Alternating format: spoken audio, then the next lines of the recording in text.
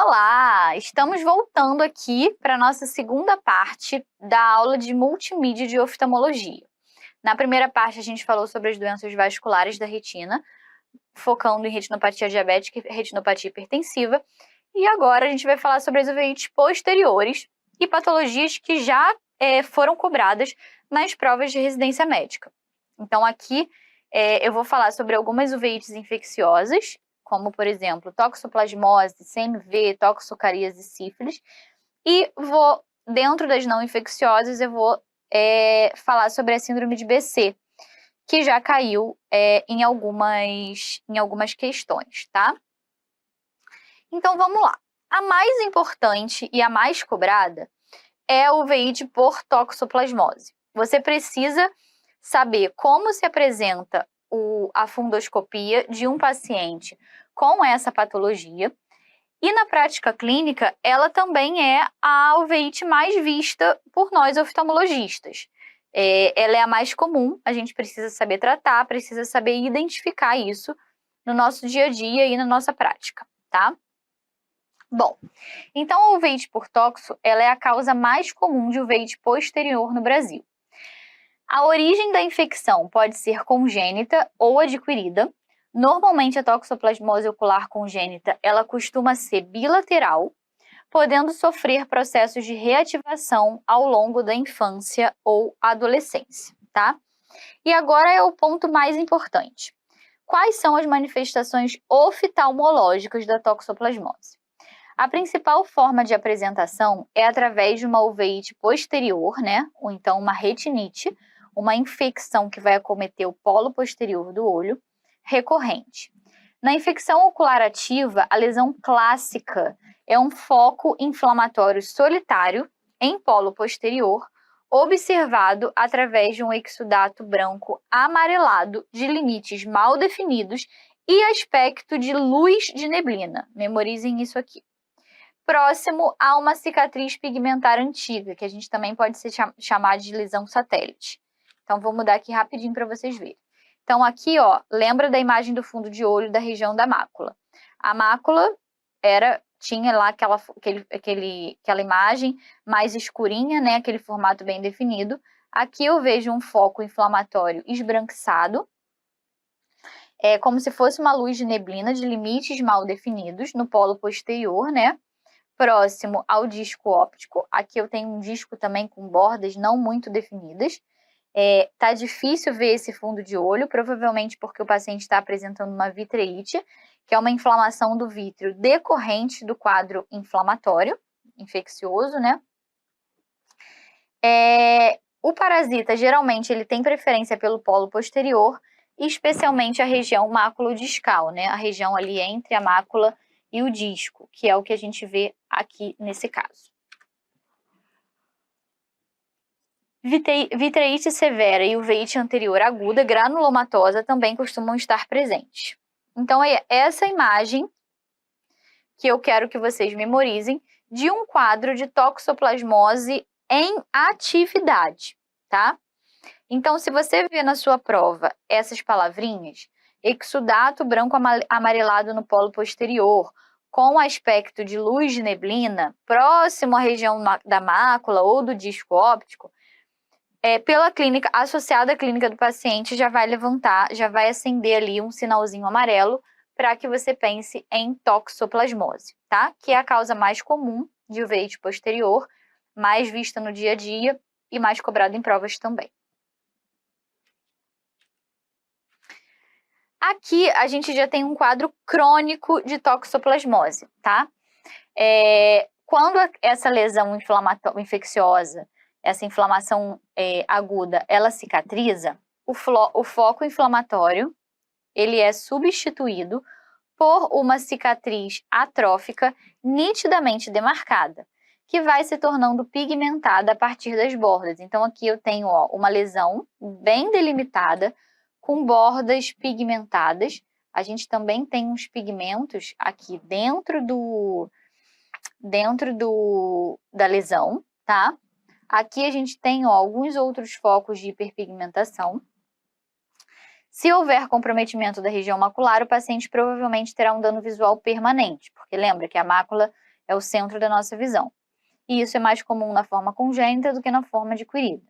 Então, aqui, um quadro de toxo em atividade, lesão esbranquiçada em luz de neblina, bordas mal definidos, vitreite, opacificação ali do fundo de olho, a gente não consegue visualizar bem. Aqui, uma lesão de toxoplasmose cicatrizada, bordas pigmentadas, lesão bem delimitada, ocupando a região ali do polo posterior. Lembrar que o tratamento clássico da toxoplasmose, ele se baseia no uso de pirimetamina, sulfadiazina e ácido folínico, e a gente pode associar um corticoide sistêmico para controlar a inflamação ali do olho do paciente. Aqui eu trouxe uma questão para vocês, mais uma vez da USP, né? Como vocês viram, a USP ama. Então, quem vai fazer prova na USP não pode deixar de estudar essas imagens do fundo de olho. Então, ele bota aqui uma questão da USP Ribeirão Preto, 2016. Mãe traz filho de 10 meses de vida para exame de rotina na unidade de saúde da família. Diz que não realizou o pré-natal e que o parto normal ocorreu na 35ª semana de gestação. Não realizou o pré-natal, dado importante. A imagem abaixo foi obtida do fundo de olho direito da criança e ela sugere: letra A, CMV. Letra B, toxoplasmose ocular. Letra C, retinopatia da prematuridade. Letra D, retinoblastoma. Aqui a lesãozinha, gente. Lesão bem delimitada na região macular, com bordas hiperpigmentadas, uma hiperpigmentação dentro da lesão também. Você não vê outros focos inflamatórios. O restante do polo posterior está normal. Então, o que é isso? Uma toxo ocular. Essa imagem está bem semelhante a essa aqui, né? Deixa eu limpar aqui para ficar mais claro. Então, lesão cicatrizada, bordas hiperpigmentadas, lesão amarelada. Aqui é que essa imagem tá meio feia, né? Assim, essa foto ficou meio ruim, mas vocês conseguem observar as semelhanças entre as duas imagens, né? Então, nossa resposta aqui, toxo ocular. Agora a gente vai para a próxima uveíte, que é a uveíte por CMV, que inclusive foi abordada na questão anterior. Bom, uveíte posterior pelo CMV, ela se manifesta principalmente em pacientes imunocomprometidos, tá? Normalmente, um paciente HIV positivo, usuário de medicação imunomoduladora, quimioterápicos. Então, como diquinha, o examinador provavelmente vai colocar essa informação lá no seu enunciado da prova, tá? Para você, acender ali um sinalzinho amarelo e lembrar disso. Bom, ela é a infecção oportunista mais comum em pacientes HIV positivos, então pode ser que seja um paciente com essa característica. E dentre as manifestações oculares, a principal forma de apresentação é através de uma retinite focal necrosante progressiva. Ai, Evelyn, muito termo, tô ficando confusa. Vamos lá. Caracterizada por, agora que você vai ter a viradinha de chave. Presença de lesões branco-amareladas múltiplas que podem se tornar confluentes, associadas a hemorragias e embainhamento vascular. A famosa imagem de queijo com ketchup. Bonitinha, né? Imagem de queijo com ketchup. Então, aqui, assim, essas lesões, provavelmente elas vão seguir aqui uma arcada. Então, você está vendo que tem lesões amareladas difusas aqui no polo posterior, confluentes, com pontos hemorrágicos. Pontinhos hemorrágicos aqui, ó. E um embainhamento vascular. O que significa isso? O vaso, ele perde ali a nitidez, ele fica meio que edemaciado, com uma coloração diferente. E a lesão, ela segue o caminho ali daquela arcada, tá? Então, o que eu quero que você memorize aqui é essa palavra, imagem de queijo com ketchup. E foca aqui nesse fundo de olho, tá? Bom, o diagnóstico é clínico, baseado nos achados encontrados no fundo de olho, associados à história clínica do paciente. E o tratamento da uveites por CMV é baseado em agentes antivirais, como ganciclovir, foscarnet e etc.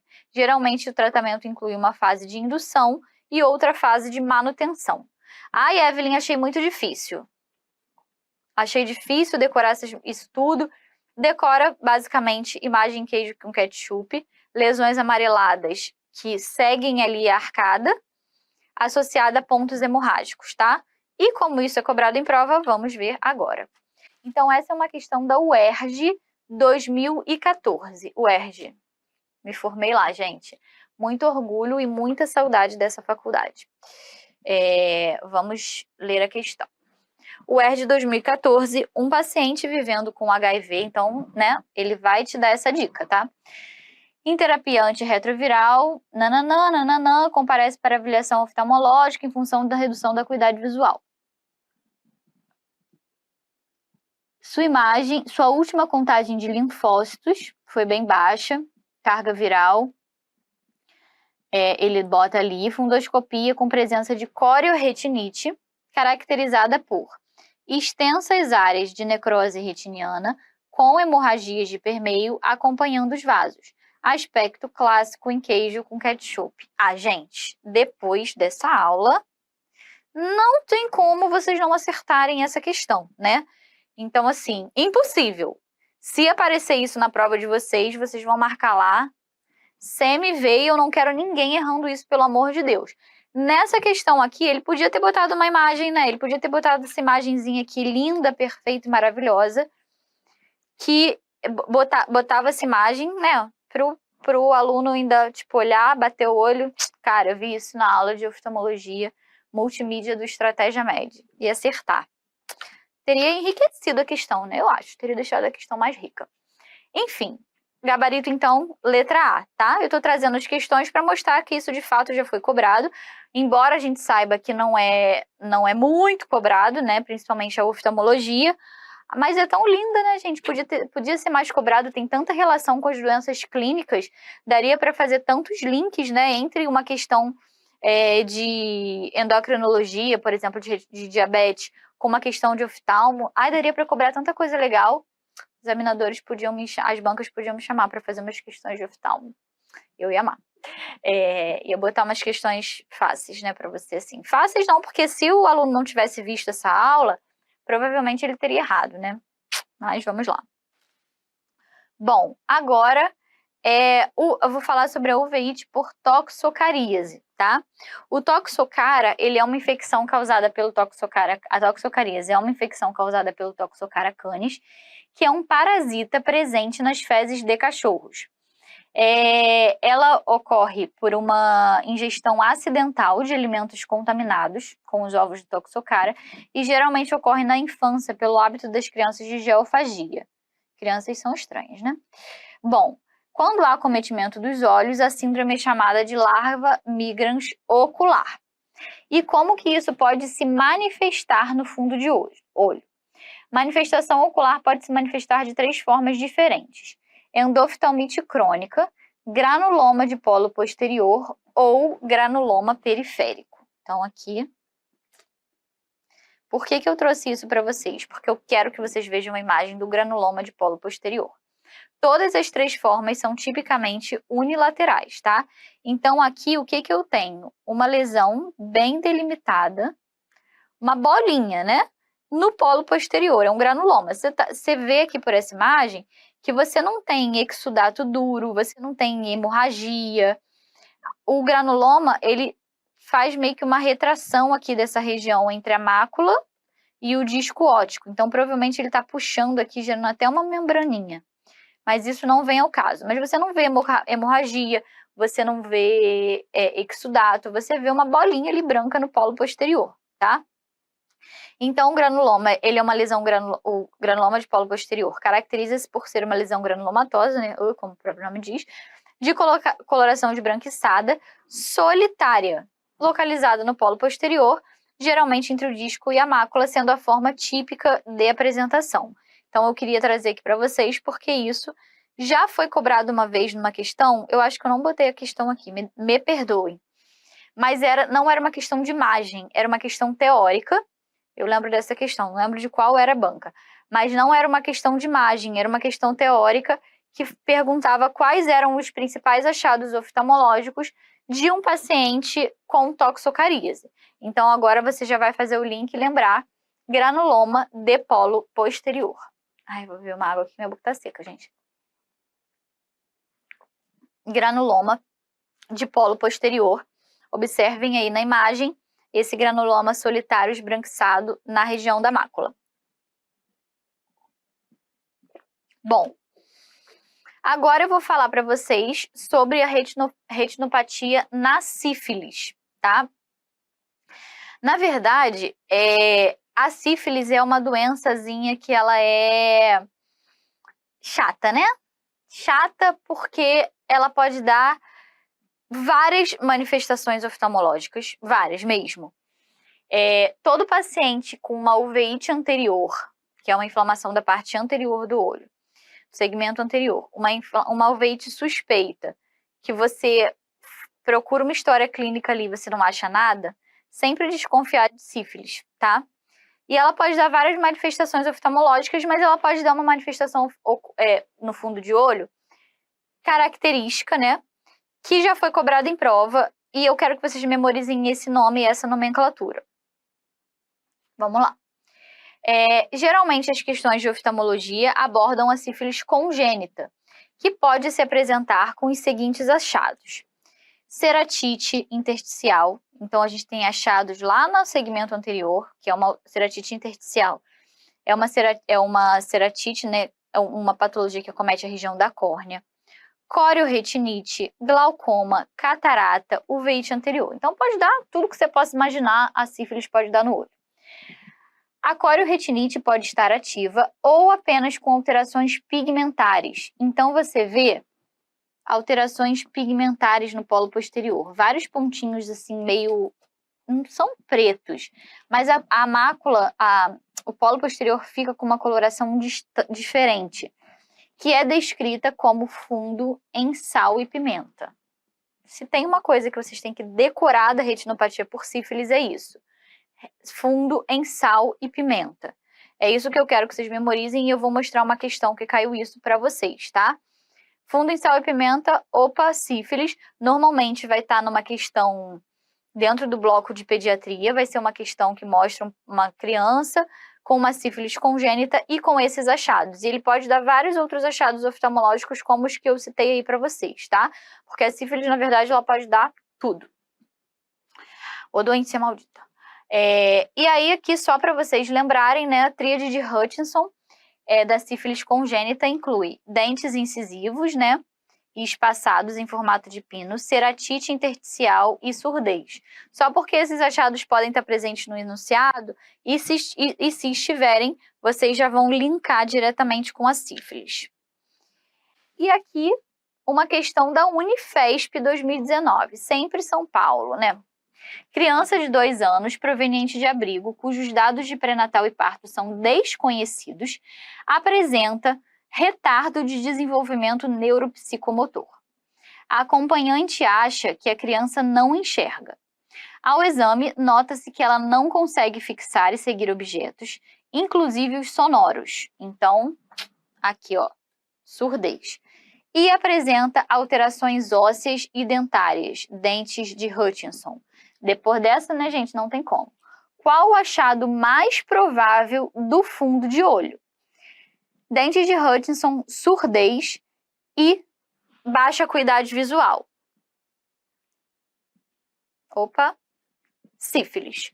Lembrei da aula da professora Evelyn Ciufo, curso de multimídia, sífilis. E aí, qual o principal achado? Alteração pigmentar do tipo sal e pimenta. Para florear e deixar essa questão mais perfeita e maravilhosa, ele poderia ter botado o achado e perguntado qual é o nome desse achado, né? Teria sido uma questão linda, incrivelmente maravilhosa. Mas não fez isso. Ele poderia ter botado essa imagem, né? Falado, o achado oftalmológico encontrado abaixo Qual é o achado oftalmológico encontrado abaixo? Então, letra A, alteração pigmentar do tipo sal e pimenta. Lembrando aqui, ó, na letra B ele fala cicatriz de corioretinite em farol de neblina. Farol de neblina, toxo, que a gente viu. Engurgitamento vascular e hemorragias intrarretinianas. Hipertensão. Estreitamento vascular e fios de cobre de prata. Hipertensão também. Hipoplasia óptica com sinal do duplo anel. Isso daqui é uma alteração congênita do disco, que na verdade é uma hipoplasia de disco, né? Hipoplasia do nervo óptico, que a gente chama, que é uma anomalia congênita na qual o disco ele é anormalmente pequeno, tá? Então, depois dessa aula, vocês conseguiriam identificar todas essas alternativas, né, gente? Questão boa, né? Questão bonitinha da Unifesp. Teria ficado mais bonitinha ainda se ele tivesse colocado uma imagem. Mas agora você já sabe identificar a palavrinha-chave de um paciente com retinopatia sifilítica, tá? E agora, por último, porém não menos importante, eu vou falar sobre uma uveíte não infecciosa, que é a síndrome de BC, que já foi cobrada em provas, e eu quero trazer algumas imagens para que vocês vejam como isso pode se manifestar no fundo de olho, e se estiverem diante de uma imagem dessa na prova, vocês imediatamente acertarem a questão. Então, só para recapitular, BC é uma doença multissistêmica idiopática, HLA-B51 positiva, caracterizada por episódios recorrentes de ulceração orogenital e vasculite oclusiva. A faixa etária acometida varia entre 20 e 40 anos, sendo a doença mais grave em homens. Manifestações oculares ocorrem em 50% a 85% dos casos, e a doença ocular tende a se manifestar tipicamente num período de 2 anos após o aparecimento da ulceração oral. O acometimento ocular é geralmente bilateral e simétrico. E como isso pode se manifestar no fundo de olho? Quais são os achados oftalmológicos da síndrome de BC? Pode acometer tanto o segmento anterior quanto o segmento posterior do olho, caracterizando uma panuveíte. Normalmente, as alterações no segmento anterior são mais comuns. Paciente apresentar quadros de uveíte anterior, que costumam ser agudas, uveites anteriores agudas, não granulomatosas, tá? O acometimento do segmento posterior tem a vasculite, decorem, como principal e mais característica manifestação ocular da doença. A vasculite pode acometer tanto veias quanto artérias e resultar em oclusões vasculares, edemas, exudatos e hemorragias, tá? Então, aqui, quero mostrar para vocês. Isso é um quadro de uveíte anterior, então a gente tem que as manifestações mais comuns da síndrome de BC são os acometimentos do segmento anterior do olho, com uveíte anterior. O paciente pode apresentar um hipópio, eu botei aqui nessa fotinho. Hipópio é esse nível aqui, ó, que você vê na câmara anterior do olho. Aqui, né, a gente tem a córnea, a capinha transparente do olho, a íris, a pupila, e entre a córnea e a íris a gente tem uma região chamada de câmara anterior. Essa câmara anterior, ela não tem célula, ela circula ali um líquido chamado de humor aquoso, mas ela não tem célula, ela não tem, não é para circular nada por ali além do humor aquoso. E aqui você vê um nível chamado de hipópio, que geralmente acontece em quadros inflamatórios ou infecciosos. É um acúmulo de células e de material inflamatório nessa região. E o hipópio é um sinal característico de uveíte anterior. Você vê um olho quente, né? Aqui esse olho, a conjuntiva está bem permeada. Aqui a gente tem injeção ciliar, que são esses neovasos chegando na região limbar. A gente tem uma pupila, assim, meio que em média midríase. Então, tudo isso é achado que pode estar presente num quadro de uveíte anterior. Mas o que eu mais queria que vocês observassem são os achados no fundo de olho da doença de BC. Como eu falei, a vasculite, ela é o principal achado. E a vasculite pode acontecer tanto em artérias quanto em veias. E aí você vai ver que as arcadas vasculares, elas são todas mal delimitadas, com edema, hemorragia ao redor. Lembra lá do início, quando eu falei da retinopatia diabética e da retinopatia hipertensiva, que quando a parede dos vasos está alterada por alguma doença, começa a haver um extravasamento de elementos figurados da região do sangue para a região da retina. E isso que gera hemorragia, que gera exudato, que gera edema. Então, nesse ponto aqui específico, nessa imagem, a gente tem uma região aqui de vasculite e um ponto hemorrágico grande. Isso fala a favor de uma oclusão de ramo venoso associada à vitreite e vasculite. Então, essa vasculite, essa inflamação dos vasos, ela pode gerar um trombo ali, uma oclusão arteriolar ou venosa, e aí isso vai gerar, ocluiu ali o vaso, vai gerar um sangramento, com consequente hemorragia e edema naquela região, tá? Então, a vasculite, ela vai fazendo isso a longo prazo. E aqui nessa outra imagem, a gente vê o mesmo olho depois de tratamento com corticoide sistêmico. Então, vocês podem ver que os vasos, eles retomaram ao formato original deles, eles não estão mais com aquele edema, com aquela borda mal definida.